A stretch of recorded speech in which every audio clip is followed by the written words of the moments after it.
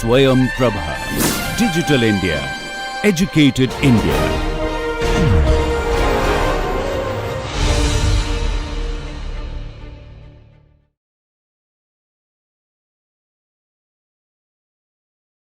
Okay, good morning.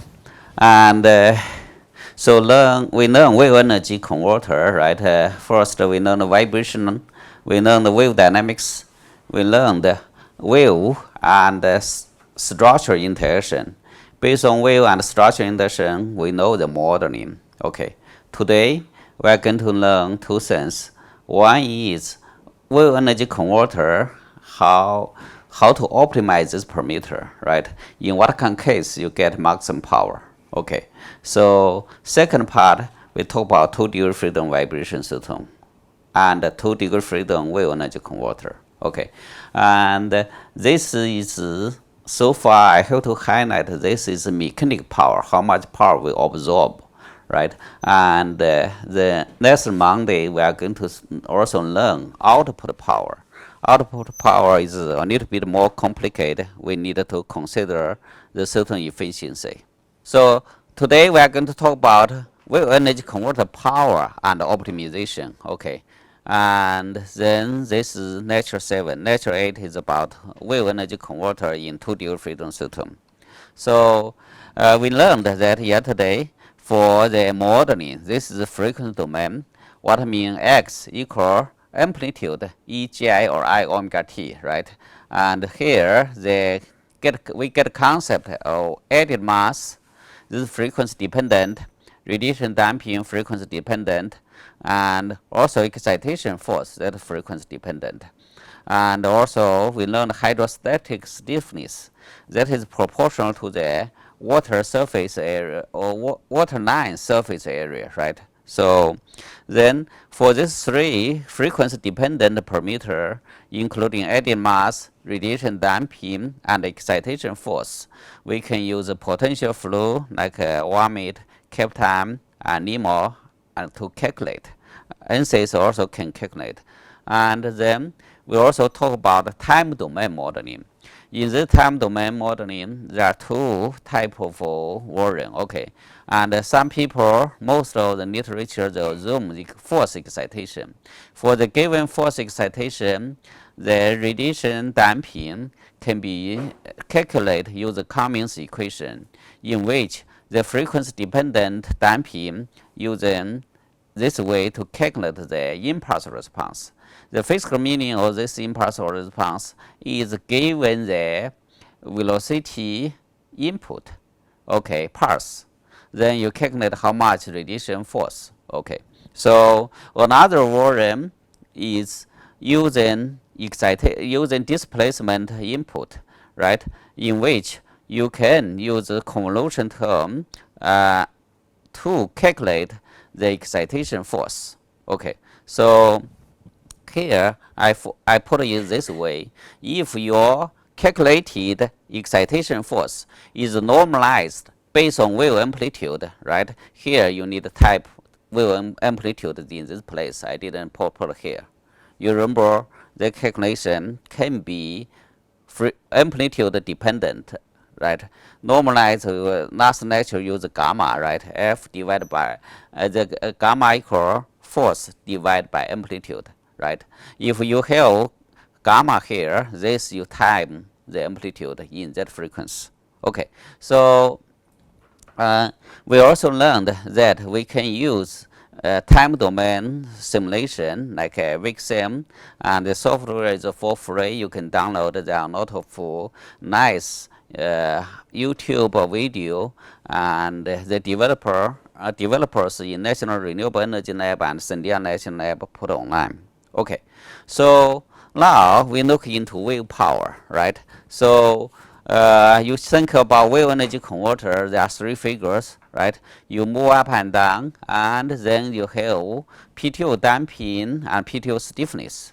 Now you look at here how you implement. Then you may put this on the seabed. You have floater buoy move up and down. When floater buoy move up and down, then you drive a ball screw, right? And ball screw drive a generator. That is one way to implement that.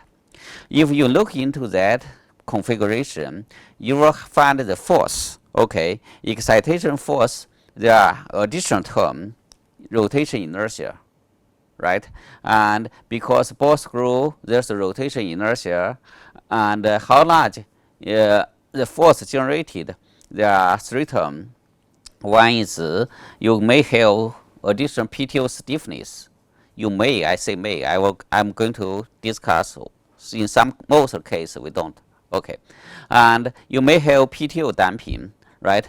And in the second lecture, we learned if you have a generator, you short the generator as a resistor, it acts as a damper, right? That is electric damping, PTO damping. A third term is rotation inertia, right? And if you have rotation inertia and time acceleration, that's the force, because the generator, the ball screw, the transmission, that's rotation inertia. Okay, so ideally, this system is written in that way. Put here, you have wave input, you have mass, you have physical mass, and physical mass we use 3. That means is 3z direction. Okay, this 3. Okay, and then here you have PTO force. Now you write equation, vibration equation here, and spring, this spring damping mass, excitation force, right? And this 3 means z direction again. And now the mass, you have physical mass here, you have added mass, right? We explain what the added mass mean. The water surrounding mass is moving. There's energy or there's a force. Okay, so another thing is PTO, there's mass here. Okay, now the damping term, there are PTO damping, right? As I mentioned, you short the circle, it generates a damping effect. And you may have radiation damping, we put C33 here. Okay, now you have K33, that's hydrostatic stiffness. Then that is PTO stiffness. Okay, so using this equation, we can calculate the motion, right? If your force is given in this harmonic form, that is amplitude, right? Then the buoy, that is x amplitude, right? So now you plug this x dot, x double dot in this way, put in this equation. You can calculate the amplitude. I skip that. Okay, again, you put this here, right? And put velocity here, put this here, right? Then Ej omega t or I omega t all cancelled. Now you calculate the amplitude. This wave buoy, the amplitude, it depends on the parameter, right? Including the mass per meter and damping per meter, stiffness per meter. Okay.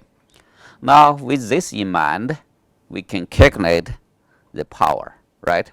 Power, that is average power, okay, is proportional to the damping coefficient, the PTO damping coefficient or electric damping coefficient. It is proportional to the relative velocity, right? Velocity is omega square times x amplitude square, that is velocity square, right? So that is the average power. You can calculate the power equal damping force time velocity, where damping force is C PTO time x dot, then time x dot. This is why x dot come here, okay?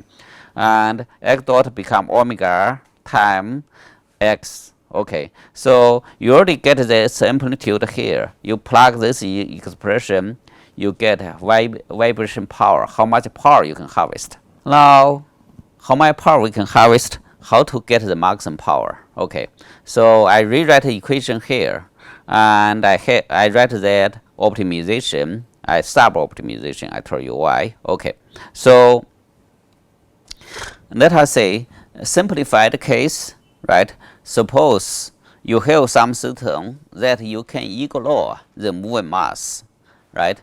And that type of thing can be true. For example, you put a voice coil motor here, and the direct voice coil, voice coil mass is very small compared with the PTO mass. In such kind of case, you take MPTO or 0. Another thing is, if you shunt this motor as resistor, you have damping naturally, but where's the stiffness, right? And if you shunt that as motor, you don't have stiffness.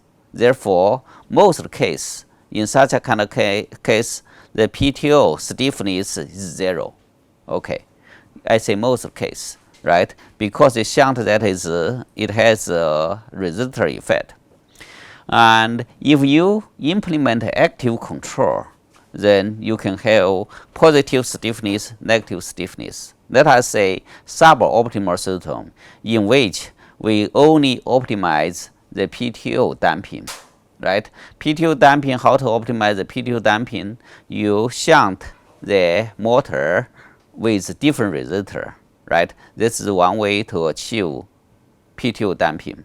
Okay, another way to achieve PTO damping, you may have power electronics that convert such kind of energy into DC or into useful energy stored in battery. In such a kind of case, the PTO damping is achieved through power electronics.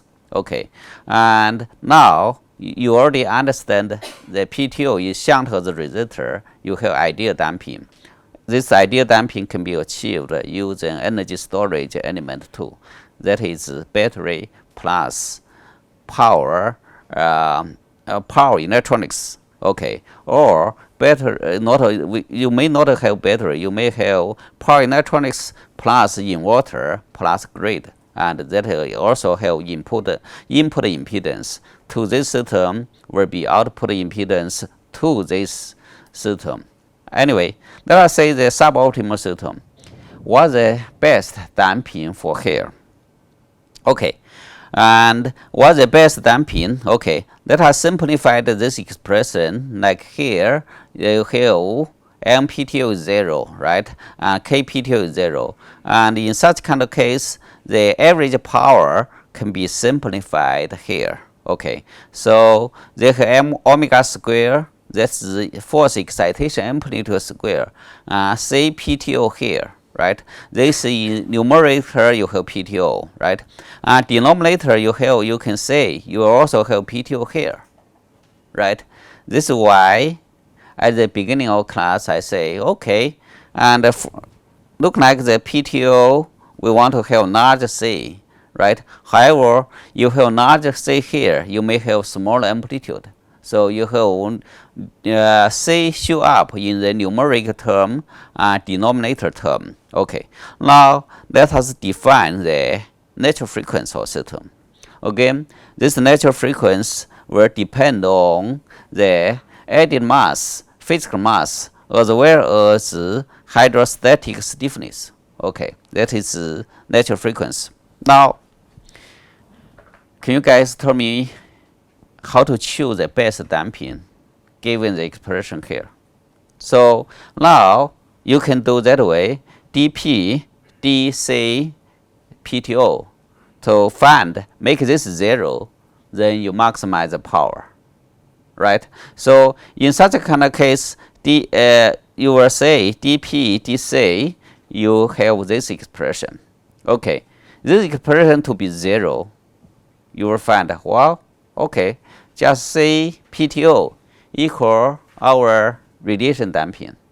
So in such a kind of case, you have maximum power output, right? So how much is the power? You take the C PTO equal C radiation damping into the expression, so you get maximum power in that way. Okay, so maximum power is the force divided by damping here, divided by 8. Okay, so now this expression is very important. Okay, and you get sense. Okay, now if I want to have maximum power, what we should do? Reduce radiation damping, right? You can reduce radiation damping by half. You can double the power output, right? Therefore, this is why we talk about several designs how to reduce the damping. So this is suboptimal. Suboptimal means we pre-assume that K PTO and PTO will be 0. Okay, and so now given this idea damping case, PTO damping equal radiation damping, you can calculate the amplitude of vibration system. Amplitude of the vibration system, you just put the expression here, right? And then let me see that one.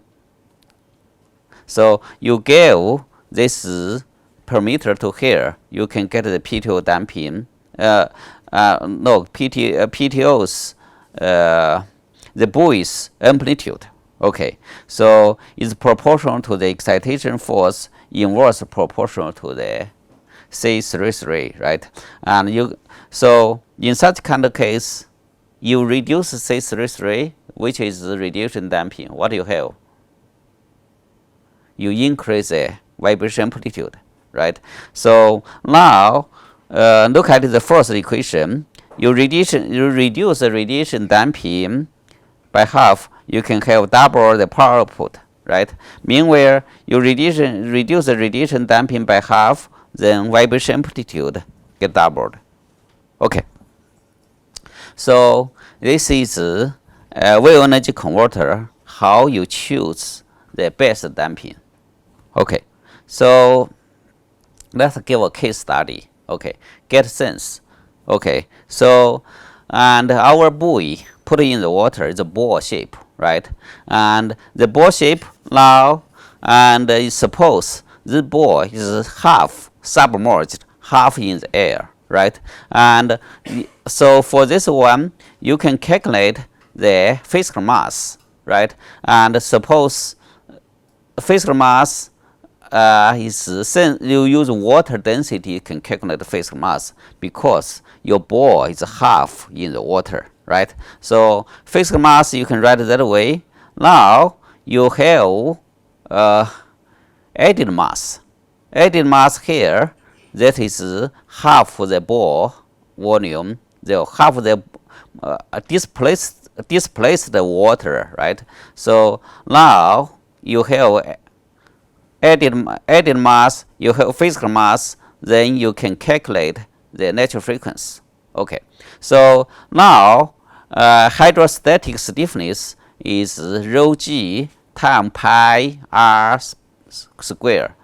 Pi r square is cross-section area. Okay, now you plug this into here. What you have here, the natural frequency is g divided by r. This expression is very, very simple, right? You have ball in the system, you half submerged. So your natural frequency, G divided by R. Okay, so what does that mean? Okay, if you have smaller ball, natural frequency usually is higher. This I explained today, right? So we want to say, if we want to have resonance happen, what kind of ball size need to be? Okay. So let us say that way. Okay, typically ocean, right, 4 to 16 seconds, and it depends, right? If very, very close to the ocean is 4 seconds, right, wave period. Okay, and in United States East Coast, let us say typically 6 to 8 seconds, and West Coast is higher, 8 to 10 seconds. Okay, so let us say now, if you know this period of wave frequency, wave period, right, you can calculate the frequency omega, right? One omega is 1 over pi divided by t, right? So then you can get that is about 0.4 to 1.6 radius per second. So now let us say you want to match, create a resonance for 16 seconds wave, then your diameter ball is 66 meter, or your radius, the 66 radius Okay, is radius, not diameter. Diameter times 2, 132 meters. 132 meters, in that way you can have resonance, right? If your wave period is 4 seconds, right, you can calculate that your bore size need to 8 meters, right? And you just imagine that way. If you build some wave energy converter around the Indian Ocean, very likely you have maybe 7 seconds, whatever like that, then you have big bore size. This is not practical, right? So as I mentioned to you, if bore size is too large, then it's just rock, right? It wouldn't move. Okay, so 832 meters, this is too high, right? Typically what happens is bore size is small. If bore size is small, then the wave frequency is small. Okay, let's see what we can do, right? And as we say, wow, it's really hard to achieve such kind of resonance frequency. So don't forget that now come to this system again, they have PTO force, where there are 3 components. Damping, we only take advantage of damping. We didn't take advantage of K or PTO, right? So what you can do? You can take advantage of stiffness. You can take advantage of the rotation inertia. Okay, so let us first take a look at how to take advantage of rotation inertia. Okay, and now if this is not 0, suppose we have small bore, 5 meters diameter. Okay, so now you still have this expression, right? Just now we say when we do the suboptimal, we assume Z2 will be 0. Now Z2 is not 0. You can calculate the CPTO, the expression in that way, right? Then you can write the average power output is similar. The only thing is the expression side, in addition to the PTO's damping term, you also have PTO's stiffness term, PTO's this stiffness term, PTO's mass term, right? Now you can take advantage of these parameters, right, to get better performance. Let us say. We write the expression here, right? And I mentioned that the natural frequency, usually the buoy, smaller buoy, the natural frequency too low. Take a look at the natural frequency here, right? Natural frequency, there's hydrostatic stiffness here, PTO stiffness here, right? Then you have physical mass, added mass, PTO mass. So you want to reduce such a natural frequency. Okay, and you want to have resonance. Resonance in that way, typically this is too natural frequency too high, right?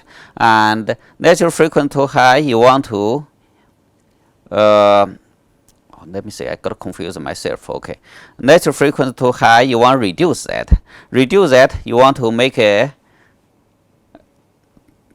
numerator part small, denominator part large, right? You want a small, you just make K or 0. What if you can make K test stiffness, negative stiffness, right? You can use control to achieve negative stiffness, right? Suppose you don't want to use active control. You want to, just use the passive. Now stiffness, you just make it 0. Okay, you don't put a spring, damper, whatever spring here. You can put a spring here, right? And spring is their stiffness. Now you assume make it numerator small. Now it's 0. You want to make this large. Okay, so want to make this large. Okay, in that way you achieve the natural frequency. If you want to achieve natural frequency, then use large PTO rotation inertia. Rotation inertia and the transmission ratio rate of the mass. Okay, so that is how much rotation inertia you need to achieve the resonance. I stop here for a moment. Now you understand what we try to do. We try to achieve resonance. We achieve resonance now for small buoy. If you only have added mass and fixed mass, this natural frequency is very, very high, right? We want to reduce this natural frequency to achieve the resonance, right?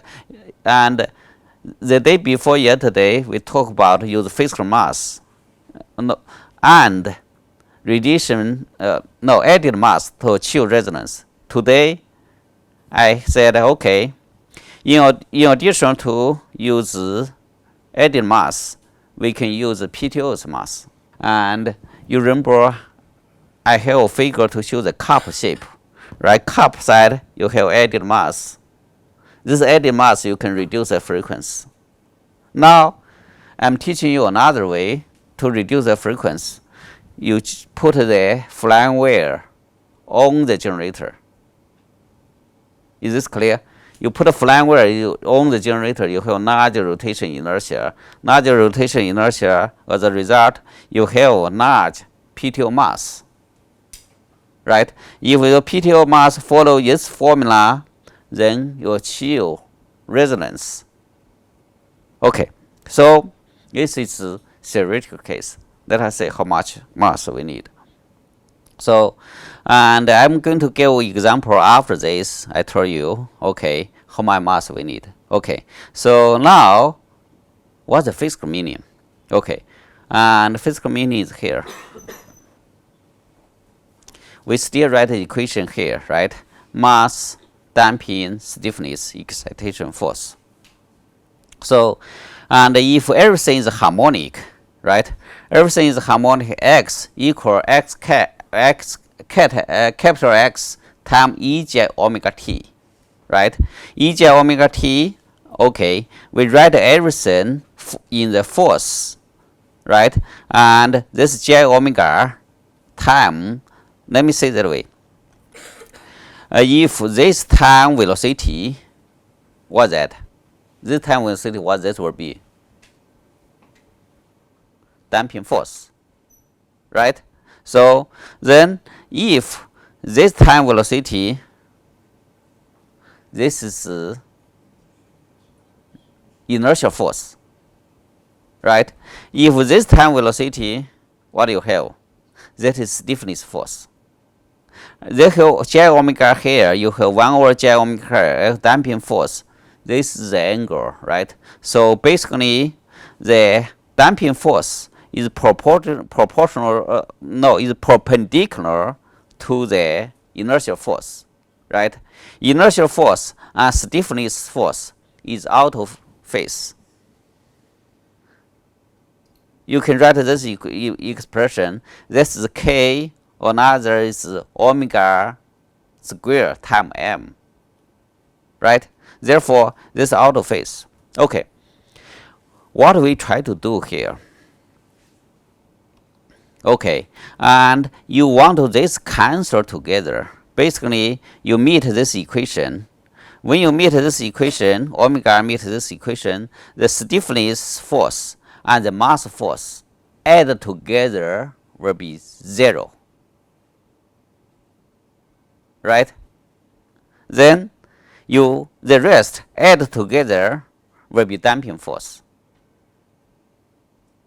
Okay, and the damping force, if stiffness and mass cancelled, then total force left side will be damping force. Okay, in that way, the excitation force and damping force will be in same direction.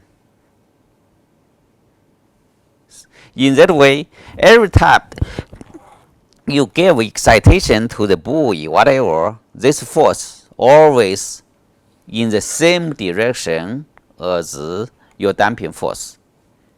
So every step, every time you pump energy to the system, right, the energy is taken away by this damping force. In that way, you have maximum power input to the buoy.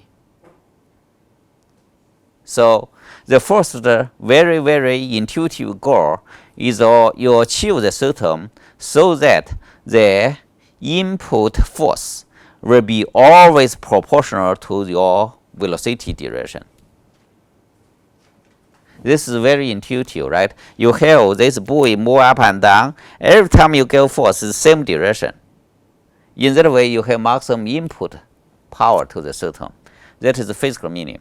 Okay, now physical meaning we talk or not. Okay, we said last time we use the cup shape to add added mass. The purpose is cancel the stiffness, right? Then you can add or rotation inertia flying wheel. You also cancel the stiffness, right? Sometimes you cannot cancel the stiffness. Okay, I use a negative stiffness through control. Then I try to reduce the stiffness force so that I can cancel the mass effect. So everything look into this equation, right? You write in frequency domain, and in frequency domain here, that is single frequency, x equal capital X times e j omega t, right? So in that way, we want to cancel this effect of stiffness and mass, and so that the force direction and the velocity direction is always in phase. So wave energy converter is pretty easy, right? You just design your system, no matter your added mass design, no matter your flying wheel design, or stiffness choose. You want to achieve such kind of thing, the force, spring force, and inertial force cancelled, then the damping force and excitation force in phase.